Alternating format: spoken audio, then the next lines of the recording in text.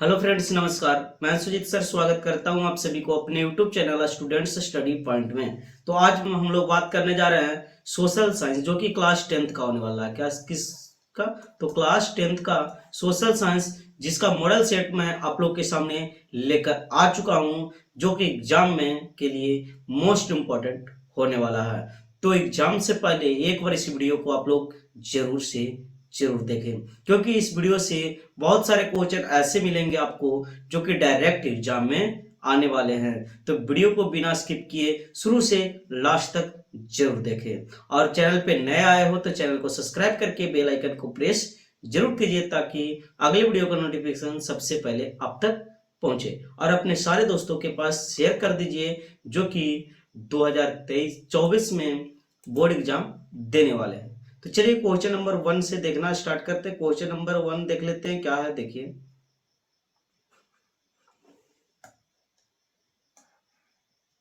चलिए question number 1 आप लोग के सामने होगा। देखिए लिखा हुआ कि ब्रेस्ट लिटोवस की संधि जो है किन किन देशों के बीच हुआ था।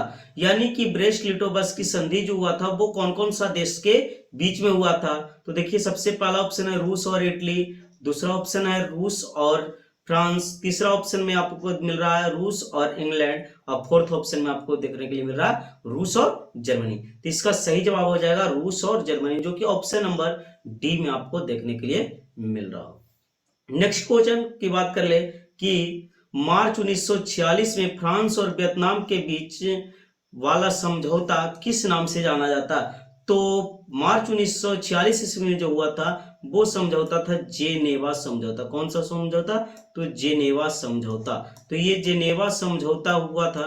तो इसमें देख सकते हैं कि जेनेवा समझौता आप लोग को नहीं दिख रहा होगा ऑप्शन में, तो ये सारा नहीं होगा, यानी ऑप्शन नंबर डी इसका सही जवाब होगा। यानी इनमें से कोई नहीं भी इसका जवाब हो जाएगा। ठीक है, चलिए नेक्स्ट क्वेश्चन की बात कर लेते हैं। तो देखते हैं नेक्स्ट क्वेश्चन क्या होने वाला है। ये देखिए, नेक्स्ट क्वेश्चन आप लोग के सामने क्या लिखा हुआ कि पूर्ण स्वराज की मांग का प्रस्ताव कांग्रेस के किस अधिवेशन में पारित हुआ था।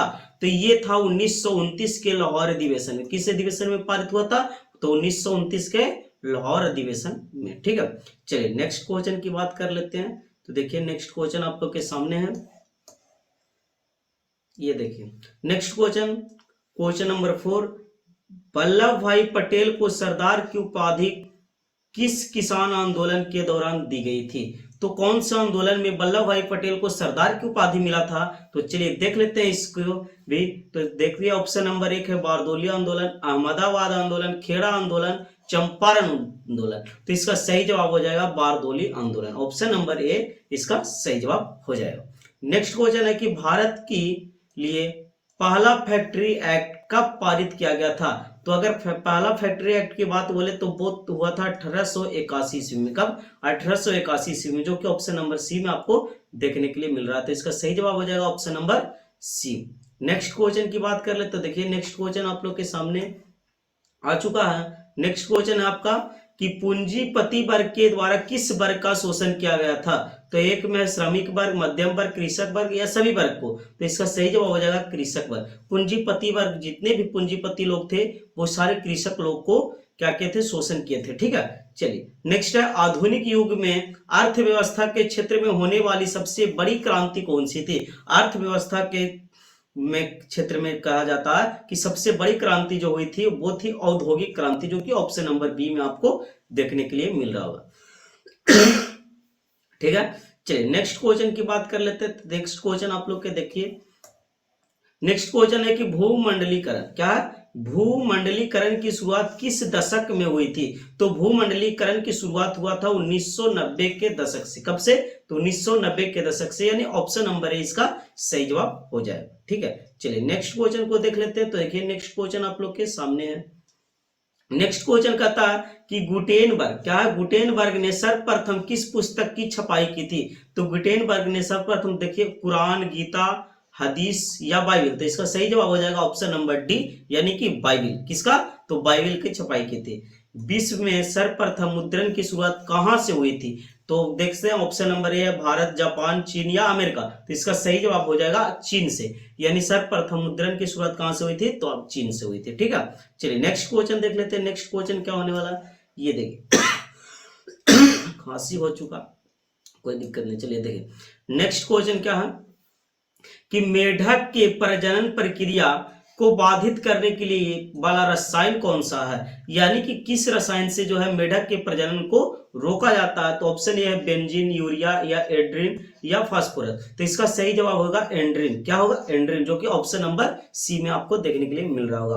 फिर नेक्स्ट क्वेश्चन है कि बिहार में अति जल दोहन से भूमिगत जल में किस तत्व का संकेंद्रण बढ़ गया था, यानी कि जब अति जल दोहन हुआ था भूमिगत में, तो उस कंडीशन में किसका संकेंद्रण जो है बढ़ गया था, फ्लोराइड का या क्लोराइड का या आर्सेनिक या लोटा का। तो इसका सही जवाब हो, लोहा है, लोटा नहीं, लोहा। तो इसका सही जवाब हो जाएगा आर्सेनिक। क्या होगा, आर्सेनिक, यानी option number C.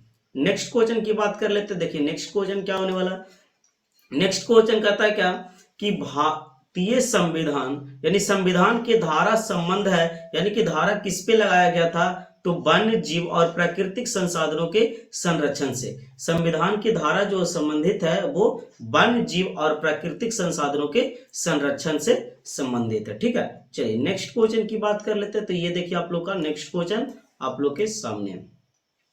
Next question कहता क्या है कि बिहार के कितने प्रतिशत भौगोलिक क्षेत्र वन का फैलाव है, यानी बिहार में कितने प्रतिशत भौगोलिक क्षेत्रों में वन का फैलाव है। तो इसका सही जवाब हो जाएगा 7%। कितना होगा, 7%, जो कि ऑप्शन नंबर डी में आपको दिख रहा होगा। ठीक है, एल्युमिनियम बनाने के लिए किस खनिज की आवश्यकता पड़ती है, मैग्नीज या टीन या लोहा या बॉक्साइड। तो इसका सही जवाब होगा ऑप्शन नंबर डी, यानी कि बॉक्साइड की, किसका, तो बॉक्साइड का। ठीक है, चलिए नेक्स्ट क्वेश्चन की बात कर ले। तो देखिए नेक्स्ट क्वेश्चन आप लोग के सामने क्या है, देखिए नेक्स्ट क्वेश्चन कहता है कि भारत के किस राज्य में सौर ऊर्जा के विकास की सर्वाधिक संभावना थी, यानी कि भारत के कौन से ऐसे राज्य थे जहां सौर ऊर्जा का विकास की बहुत ज्यादा संभावना था, असम, अरुणाचल प्रदेश, राजस्थान या मेघालय। तो इसका सही जवाब हो जाएगा राजस्थान, यानी ऑप्शन नंबर सी इसका सही जवाब है। ठीक है, निम्नलिखित में से सबसे छोटे पैमाने का उद्योग, यानी सबसे सिंपल यानी छोटा पैमाना जो कि नॉर्मल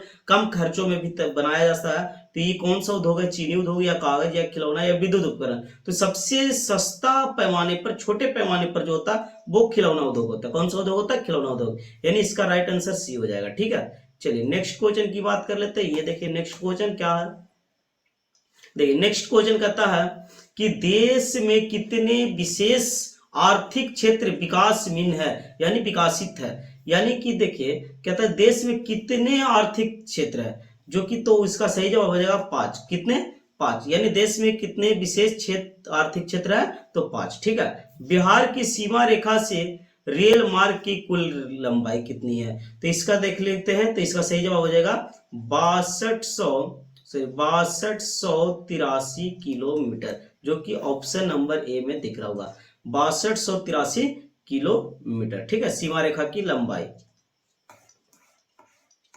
चलिए नेक्स्ट क्वेश्चन देखते हैं। नेक्स्ट क्वेश्चन क्या कहता है, ये देखिए आप लोग के सामने नेक्स्ट क्वेश्चन दिख रहा होगा। कहता है क्या कि तल चिन्ह की सहायता से किसी स्थान विशेष की मापी गई ऊंचाई को हम लोग क्या कहते हैं, तो इसको बोलते हैं स्थानिक ऊंचाई। क्या कहते हैं, स्थानिक ऊंचाई। फिर नेक्स्ट क्वेश्चन देखते हैं क्या कि जब हम लैंगिक विभाजन की बात करते हैं तो हमारा अभिप्राय होता है किस चीज से होता है। जब लैंगिक विभाजन की बात कर ले तो स्त्री पुरुष के बीच का जैविक अंतर तो नहीं होगा, समाज के द्वारा स्त्रियों और पुरुषों में दी गई असमान भूमिका। तो इसका सही जवाब हो जाएगा ऑप्शन नंबर बी। ठीक है, नेक्स्ट क्वेश्चन की बात कर ले तो नेक्स्ट क्वेश्चन देखिए आप लोग के सामने आ चुका। नेक्स्ट क्वेश्चन कहता है कि भारतीय संविधान के बारे में निम्न में से कौन सा कथन सही है, तो यह धर्म के आधार पर भेदभाव का मनाही नहीं करता। तो ऑप्शन ए ही सही हो जाएगा कि संविधान जो है भारत का वो अपने धर्म के आधार पर कोई भेदभाव करने की मनाही नहीं करता। ठीक है, चलिए नेक्स्ट क्वेश्चन क्या है, नेक्स्ट क्वेश्चन आप लोग को दिख रहा होगा कि सत्ता में साझेदारी सही है क्यों, क्योंकि सत्ता में जब तक साझेदारी नहीं होगा तो फिर कोई भी जो है व्यक्ति, कोई भी प्रतिनिधि अब सत्ता को क्या कर लेगा, अपने हाथों में ले लेगा। तो फिर कुछ भी देश को विकसित होने नहीं देगा। इसीलिए सत्ता में साझेदारी होना जरूरी है। जाके देखिए ऑप्शन बी में आपको दिख रहा होगा कि देश की एकता को कमजोर करती है। अगर सत्ता में साझेदारी का सही यही है, अगर सत्ता में साझेदारी नहीं होगा तो देश को विकास नहीं किया जाएगा। क्योंकि अगर साझेदारी का मतलब समझ लो सिंपल भाषा में तो चुनाव क्या होता है, चुनाव। अगर चुनाव प्रसार नहीं किया जाए, अगर 5 साल पे चुनाव नहीं हो, तो कोई एक नेता अगर बन गया और वही हमेशा नेता रहे तो फिर देश को विकास की ओर कोई ले जाने वाला नहीं होगा। लेकिन ये हार की डर से कोई भी प्रतिनिधि जो है हार की डर से कुछ ना कुछ देश को विकसित करने में लगे रहते हैं। ठीक है, चलिए नेक्स्ट क्वेश्चन देख रहे हैं कि वर्ष 1975 ईस्वी को भारतीय राजनीति में किस लिए जाना जाता था। यानी कि भारतीय राजनीति में 1975 ईस्वी को हम लोग क्यों जानते हैं, क्योंकि उस समय आपातकालीन हुआ था। क्या हुआ था, देश में आपातकालीन लागू हुआ था, इसीलिए हम लोग 1975 ईस्वी को भारतीय राजनीति में जानते हैं। ठीक है, चलिए नेक्स्ट क्वेश्चन देखिए क्या होने वाला है। ये देखिए नेक्स्ट क्वेश्चन क्या है, देखिए कि बिहार में संपूर्ण क्रांति का नेतृत्व निम्न में से किसने किया था। तो इसका सही जवाब हो जाएगा जयप्रकाश नारायण। किसने किया था, जयप्रकाश नारायण ने। ठीक है, फिर नेक्स्ट क्वेश्चन देखते हैं, नर्मदा घाटी परियोजना किस राज्य से संबंधित है। तो नर्मदा नदी घाटी की बात बोले तो वो है केरल। कौन कौन, तो केरल, कर्नाटक और एक है तमिलनाडु। ठीक है, ये देखें ये 3 से ही क्या कहता है कि नर्मदा नदी घाटी परियोजना जो है संबंधित है, जो कि ऑप्शन नंबर देखने के लिए मिल रहा होगा बी में, तमिलनाडु, केरल और कर्नाटक। तमिलनाडु, केरल, कर्नाटक। ठीक है, चलिए नेक्स्ट क्वेश्चन की बात कर लेते हैं। तो नेक्स्ट क्वेश्चन देखिए क्या होने वाला, क्वेश्चन नंबर 27 की बात कर लेते हैं। तो निम्न में से किस लोकतंत्र को प्राण कहा जाता है, यानी किस चीज को हम लोग लोकतंत्र का प्राण कहते हैं, सरकार को, न्यायपालिका को, संविधान को या राजनीतिक दल को। तो इसका सही जवाब हो जाएगा राजनीतिक दल को लोकतंत्रों का प्राण कहा जाता है। ठीक है, फिर नेक्स्ट क्वेश्चन है, दल बदल कानून निम्न में से किस पर लागू किया गया था। तो दल बदल कानून जो था वो किस पे लागू किया गया था, सांसद विधायक पर या राष्ट्रपति पर, उपराष्ट्रपति पर या सभी पर। तो इसका सही जवाब हो जाएगा सांसद और विधायकों पर। ठीक है, चलिए नेक्स्ट क्वेश्चन देख पाते हैं। तो नेक्स्ट क्वेश्चन क्या होने वाला देखिए 29 क्वेश्चन नंबर देखते हैं क्या कहता, जनता दल पार्टी यानी जनता दल पार्टी जो है कब गठन किया गया था। तो जनता दल पार्टी 1999 ईस्वी में गठित हुआ था। कब, 1999 ईस्वी में। ठीक है, चलिए नेक्स्ट क्वेश्चन देखते हैं, निम्न में से कौन अर्थव्यवस्था प्राथमिक क्षेत्र में सम्मिलित है। तो प्राथमिक क्षेत्र में ये आता है, कृषि जो है प्राथमिक क्षेत्र में आता है, और औद्योगिक क्षेत्र जो आता है द्वितीय क्षेत्र में आता है, और सेवा क्षेत्र जो होता है तृतीय क्षेत्र में होता है। ये तीनों याद रखिएगा। जरूरी नहीं है कि प्राथमिक क्षेत्र एग्जाम में आवे, कभी द्वितीय भी आ सकता है या तृतीय भी आ जाता है। तो प्राथमिक बोले तो कृषि क्षेत्र, द्वितीय बोले तो औद्योगिक क्षेत्र, और तृतीय बोले तो सेवा क्षेत्र। ठीक है, चलिए नेक्स्ट क्वेश्चन की बात कर लेते हैं। तो देखिए नेक्स्ट क्वेश्चन क्या होने वाला, ये देखिए आप लोग का सामने नेक्स्ट क्वेश्चन लेकर आ चुके हैं कि जिस देश में कि प्रति व्यक्ति आय अधिक है, सब यानी जिस देश की अगर प्रति व्यक्ति आय अधिक हो जाता उस देश को हम लोग क्या कहते हैं, अर्ध विकसित। कभी नहीं कर सकते क्योंकि उसकी तो प्रति व्यक्ति आय जो है अधिक है ना। अर्ध विकसित, आधा कैसे विकसित होगा, इनमें से कोई नहीं। तो इसको हम लोग बोलते हैं क्या, विकसित। क्या बोलेंगे, विकसित। यानी कि जिसकी प्रति व्यक्ति आय अधिक है उसको हम लोग क्या सीधा क्या बोल सकते हैं कि वो देश जो है विकसित देश है। ठीक है, चलिए नेक्स्ट क्वेश्चन देख लेते हैं, क्वेश्चन नंबर 32। तो देखिए बिहार के किस जिले की प्रति व्यक्ति आय सबसे अधिक है। बिहार की बात बोल रहा है, पटना में या गया या शिवहर या नालंदा। तो सबसे ज्यादा अगर प्रति व्यक्ति आय की बात बोला जाए तो वो है पटना के। कहां के, तो पटना के। ठीक है, नेक्स्ट क्वेश्चन देखते हैं क्या है कि भारत का केंद्रीय बैंक कौन सा है। तो भारत का केंद्रीय बैंक की बात बोले तो RBI, reserve bank of India, RBI है। ठीक है, आरबीआई यानी रिजर्व बैंक ऑफ इंडिया जो है केंद्रीय बैंक है भारत का। ठीक है, चलिए नेक्स्ट क्वेश्चन देख पाते हैं। देखिए नेक्स्ट क्वेश्चन आप लोग के सामने है कि व्यावसायिक बैंकों का सर्वप्रथम राष्ट्रीयकरण जो है वो कब हुआ था। तो इसका सही जवाब होगा 1969 ईस्वी, जो कि ऑप्शन नंबर सी में आपको देखने के लिए मिल रहा होगा। ऊर्जा का मुख्य स्रोत क्या है, तो कोयला है, पेट्रोलियम भी है, विद्युत भी है, यानी कि इसका सही जवाब हो जाएगा इनमें से सभी। ठीक है, नेक्स्ट क्वेश्चन की बात कर लेते हैं। तो देखिए नेक्स्ट क्वेश्चन क्या है 36। तो नेक्स्ट क्वेश्चन कहता है देखिए कि इनमें से कौन सी बहुराष्ट्रीय कंपनी है। तो फोर्ड मोटर्स भी है, सैमसंग भी है, कोको कोला भी है, इनमें से सभी। तो इसका सही जवाब होगा इनमें से सभी। सभी जो है बहुराष्ट्रीय कंपनी है। ठीक है, चलिए नेक्स्ट क्वेश्चन देखते हैं। नेक्स्ट क्वेश्चन 37 देखिए कहता है कि उपभोक्ता अधिकार दिवस कब मनाया जाता है। तो उपभोक्ता अधिकार दिवस मनाया जाता है 15 मार्च को। क्या? तो 15 मार्च को। ठीक है, तो इसका सही जवाब हो जाएगा option number B. Next question की बात कर लेते हैं। तो देखिए नेक्स्ट क्वेश्चन क्या होने वाला है। देखिए 38 क्वेश्चन नंबर 38 देखते हैं। ये देखिए यदि किसी वस्तु या सेवा का मूल्य 20 लाख कितना 20 लाख से 1 करोड़ कितना 1 करोड़। ठीक है, तो 20 लाख से 1 करोड़ अगर है, ध्यान से देखिए कितना 20 लाख से 1 करोड़। ठीक है, 20 लाख से अगर 1 करोड़ तक है तो इस कंडीशन में हम लोग कह सकते हैं कि इसका जो शिकायत जाएगा वो राज्य के पास जाएगा। कहां जाएगा? तो राज्य के पास जाएगा। लेकिन अगर 20 लाख से कम हो तो उसका जो शिकायत जाएगा वो कहां जाएगा? तो जिला में जाएगा। और 1 करोड़ से ज्यादा हो तो उसका शिकायत जाएगा डायरेक्टली कहां? तो राष्ट्रीय मतलब केंद्र के पास। यानी कि इसका सही ऐसे मायने में देखा जाए तो कुछ इस प्रकार से देख लेते हैं 20 लाख 1 करोड़। अगर ये दोनों के बीच में हो तो राज्य के पास जाएगा, अगर इससे ज्यादा हो तो केंद्र के पास जाएगा, और इससे कम हो तो फिर कहां जाएगा? तो जिला के पास जाएगा। ये तीनों पॉइंट याद रखिएगा। कभी कभी 20 लाख से कम पूछेगा तो जिला लिख देंगे, 20 लाख और 1 करोड़ के बीच तो राज्य हो जाएगा, और फिर 20 लाख 1 करोड़ से अधिक बोले तो राष्ट्र हो जाएगा। तो इसका सही जवाब 20 से 1 करोड़ पूछा था तो इसका सही जवाब होगा राज्य आयोग। सुनामी का मुख्य कारण क्या है? तो समुद्र में भूकंप का आना। समुद्र में भूकंप आ गया उसी को हम लोग क्या कहते हैं? सुनामी। ठीक है, चलिए नेक्स्ट क्वेश्चन देखते हैं 40 क्वेश्चन नंबर 14। ठीक है, चलिए देखिए क्वेश्चन नंबर 14 कहता है कि भूकंप केंद्र के ऊर्ध्वाधर पृथ्वी पर स्थित केंद्रों को क्या कहा जाता है। तो भूकंप केंद्र, अधिक केंद्र या केंद्र या इनमें से सब कोई नहीं।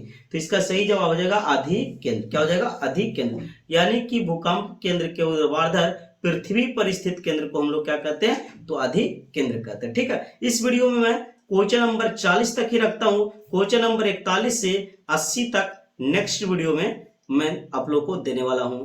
तो इस वीडियो को जितना ज्यादा से ज्यादा शेयर कीजिए ताकि अगले वीडियो में इससे भी ज्यादा आप लोगों जुड़ सके, और चैनल पे जितने भी लोग जुड़ेंगे उनको फायदा ही होगा। ऐसा नहीं है कि किसी को घाटा होने वाला। ठीक है, तो अपने सारे दोस्तों के पास इस वीडियो को पहुंचाइए ताकि एग्जाम देने में उसको सुविधा हो और अच्छे से वहां जाकर क्वेश्चन को डील कर सके। ठीक है, आपको इस चैनल पे ऑल सब्जेक्ट का क्वेश्चन पेपर मिलने वाला। तो ज्यादा से ज्यादा शेयर कीजिए, और अगर आप भी चैनल को सब्सक्राइब अभी तक नहीं किए हैं तो सब्सक्राइब जरूर कर दीजिए, और वीडियो को लाइक जरूर कीजिएगा, क्योंकि व्यू के माध्यम से लाइक नहीं रहता, इसलिए जितने व्यू है उतने लाइक होना चाहिए। इसीलिए सारे स्टूडेंट्स क्या करें? वीडियो को लाइक जरूर करें। ठीक है, और कमेंट बॉक्स में कमेंट करके ये भी जरूर बताएं कि आपको ये वीडियो कैसा लगा हो, और जो वेबसाइट का लिंक जो डिस्क्रिप्शन बॉक्स में है उसे चेक कीजिए और वहां जाकर के उस पर विजिट कीजिए, क्योंकि वहां पे आपको ऐसे बहुत सारे पीडीएफ मिलेंगे जो कि आप लोग को एग्जाम्स के लिए मोस्ट इंपॉर्टेंट होने वाला है। तो चलिए फिर से मिलते हैं आप लोग के साथ नेक्स्ट वीडियो में। तब तक के लिए बाय बाय, टेक केयर, अपना ख्याल रखिएगा।